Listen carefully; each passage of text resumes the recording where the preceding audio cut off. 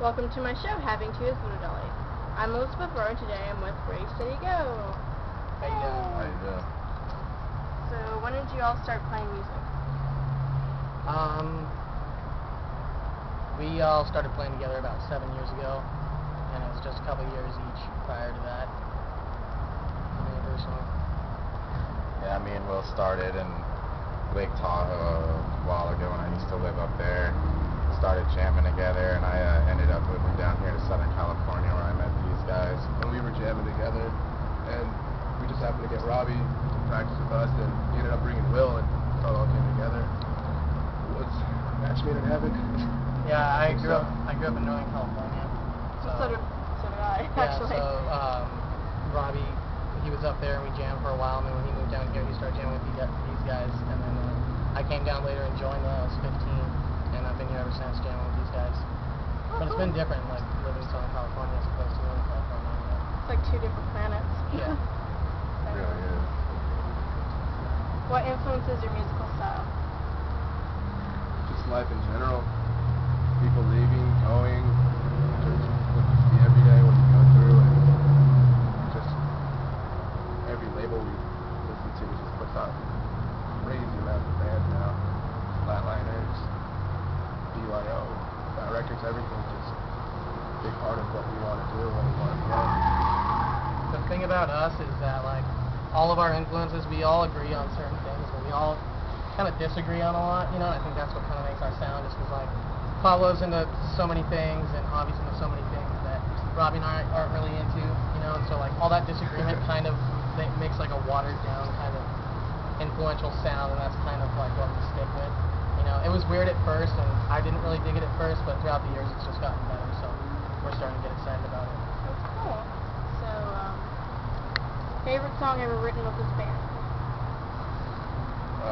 Is it a group decision, or what do you think, Will? We would not be able to agree on that. Yeah. It was a group decision, but my personal favorite song right now is a new song that's going to be on our next CD that we haven't recorded yet. It's called Off With Their Heads. Really, really, like, just got a pogo, like, chanty chorus to it and everything, so I really dig that song. It's really fun to play. That's my favorite so far, just because it came so easy as a group. No disagreement on it, just kind of fell into our hands. Luckily, you know, that one's mine. Yeah, I really like Watch Your Wrist from the first one. It was really fun for us to do. It was something definitely at the time we didn't think we were going to be able to do, but we stuck with it and it pulled through. Sounds fun, you know? Yeah. It's really chorusy and chanty and stuff. I like that. I miss Mind Control. Pablo loves all of our old songs from, like, the first CD we've ever recorded. CD I mean, he recorded it and the recording was good, but the songs aren't so much. But I mean, he loves all the original stuff that we do, and I just love everything that's new. You know, I like to forget about everything that's old. You know, it's my problem usually. I like Out of Blood. Yeah, the new one's really fun. It just came by like really, I don't know where it is, just fun. Totally random. Energy was there, that was cool.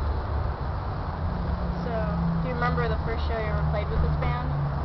Yes, the first show we ever played was at the Wheelhouse in Emmett. Oh, nice. It was a benefit show for a friend of theirs that was a firefighter that passed away. And a buddy of ours, Travis, he had what band was it that did that show? It was his new poppy band. Yeah. Velvet Roses, yeah. They were a good power pop band. But we played with them at the Wheelhouse. It was our first show ever. It was crazy. I was so nervous. Like, just being up there the first time with the lights and stuff, even though it's the Wheelhouse, like, still, like, nerve-wracking, you know? Yeah. Any crazy band stories you'd like to share? We've gone on 3 tours, so we've had all kinds of, you know, Well, one you can remember. One we can remember. People, I don't know if it's okay to say on camera. No, everything's cool. Okay, cool. Like, remember that time? Was it down in it was like the first show of that last tour, and we were in that crack house. Salinas, yeah, Salinas. And the lady of the night just took really, really fondness to Robbie here, and just didn't even introduce herself or said her name. He just gave him a price. She walked up and just $5. asked him, you know, for $5, and she'd sleep with him, and so Robbie decides to make it a joke to introduce her to Javi, because Javi has a girlfriend, and so walks up, introduces her to him. Then Javi later finds out that she's, you know, selling herself for $5. But yeah, Salinas is a good town. Like, if you're looking to get cracked or get stabbed, like, we should definitely play that. It was like zombies, for sure. Like, just where we played, it was just like this alleyway. Barely anybody was at the show, and there was just people everywhere, just, you know, just walking around like zombies. Like, just, Oh my god. Cody's sleepwalking incident on the first one. In fact, remember that? Yeah, that was a buddy of ours from this band of defense. I hope you don't mind. Yeah, man, he was gets up sleepwalking then and walks towards this wall in this motel we're all crammed in and starts trying to piss on this wall like mid-sleep.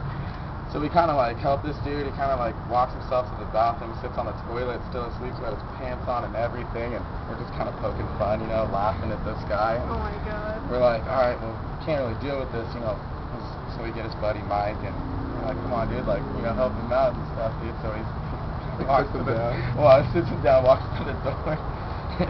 He's like, Cody, wake up. And Cody wakes up on the toilet and looks over and realizes where he's at and goes, fucking home. It's like ridiculous. because he got up out of like dead sleep and just walked to the corner of the wall in the motel room and he was just like, you know, we're just like all sleeping like, Cody, what are you doing, man? What are you doing over there? Yeah, there's been a lot of crazy stories. It's hard to like think of them, but I mean, it's definitely, we've been together for a long time, so we've done a lot together. But Yeah, I always ask like crazy band stories that you can actually remember because a lot of them are like drunk when they have the crazy band stories. So it's always hard to do that one. There's a lot of those too. But, yeah. There's a lot of the better stuff that we can remember is like just the minor stupid things that happen. Like, I ran over Cody's foot on the first tour in the car. That was pretty. we just recently went to Vegas with the Maxis. In the summer, the Maxis invited us to go play with them in Vegas, and I had just turned 21, so I'm the youngest guy in the band, so these guys, every time we play a bar, they're always at the bar with their little wristbands, just drinking their beers, and I'm always sitting by the band. You know, so I was so excited that we get to go. We go there, and Matt from the Maxis, we're hanging out at his friend's house, and before the show even starts, it's just shot after shot after shot after shot. By the time we get to the show, it's ridiculous. Like, right after we play, I'm behind a dumpster puking out of my mouth and my nose at the same time. All the Blue Moon that I drank, like, Maxis are hard drinkers, like, at least on us. I mean, at least on me. I don't drink a lot. These guys kind of do, I guess. Well, any exciting announcements? We are playing with Adolescents next week at the Vault on the 2nd. That's going to be fun. The Coal Trains are playing that, and the supporting act of Adolescents. What's the supporting act? I can't remember the band that's playing. Astro. That's it. Yeah. And then we also have another CD that's coming out. We have our first one that we released last year, and then we're going to be going into recording for our second one pretty soon. And I think that this one's going to be, it's going to get a lot more attention. I think it's just a lot more well-rounded, and we're finally kind of figuring out what our sound is, you know, after all these years. So we're excited about that. And then also JFA, what is it, March 23rd? Yeah, I think so. JFA, we're playing with JFA March 23rd at the Wheelhouse in Hemet, and then we're also playing at Sharky's Pizza. It's actually, we're headlining that show on March 30th. So we've got a couple shows coming up, and we're looking forward to recording, and hopefully a spring tour. Nice. So that's pretty much it for us right now. So, time to stab the Dollies. Do we just take out the pens and put them back in? Yeah, pretty much just wherever you Do want. we each take a turn? I nominate you, Will. Yeah, I think you're Well, supposed do to. you have any last words before being initiated? Bobby, I'm not very good at last words. last words? Thanks. Yes, we're ready, City. Yeah, thanks for letting us have Okay. that. That's our last words. Okay. Alrighty. Get it? Grab it, pass around. Oh, nice. Nostril. I don't know if it's gonna go in. Can't get a good grip, so I'm just sticking it on the back of my head there.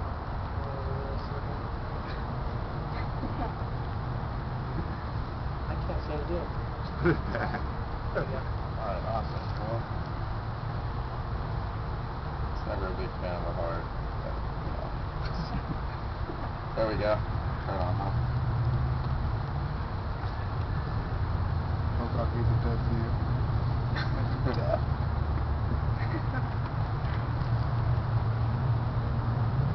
Dangerous. Well, that was another awesome episode of Having Two with Voodoo Dollies. And remember, always invite someone dangerous to tea. Bye.